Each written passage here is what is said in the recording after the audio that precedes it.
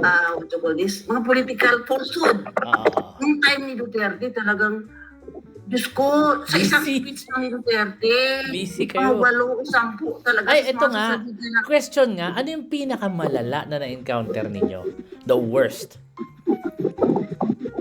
Depende kasi. The worst that comes to your mind na hindi mo makakalimutan, na talagang falsehood, na pinagkalat talaga ng ng administration. Ay, yung kasi yung sa drug war, yung delikado ko yung sa drug war, yung listahan niya. Yung matrix niya. Nakakalat siya ng listahan niya na narcolist. Yung narcolist, oo. Yung narcolist. Ang number 1 kasi doon yung kay sa Iloilo, yung sa Jet Mabilog. At si Mabilog, di ba? I-identify niya si Mabilog, ganon. Hindi naman. Tapos sinabi niya, yung Iloilo daw ang pinaka drug, yung shabulized. Oo, maraming shabu.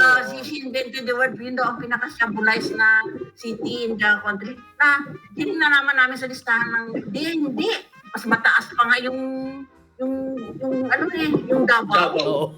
Kaysa Iloilo ganon yung number of doon marami at saka yung red tagging. Red tagging, delikado kasi yan pag inano ka, pag ni-red tag ka, delikado yun kasi pag ni-red tag ka, At tapos, sa akin naman ang personal, yung kay Duterte, yung Matrix, di ba?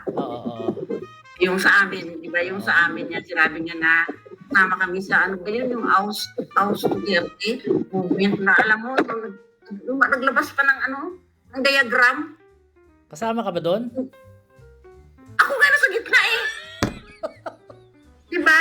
Ako daw nag-coordinate ng House Duterte movement. Mariosep. Ba yung parang mga ganun mga nasa gitna. Yung presentation ni Panelo na nasa Manila paper.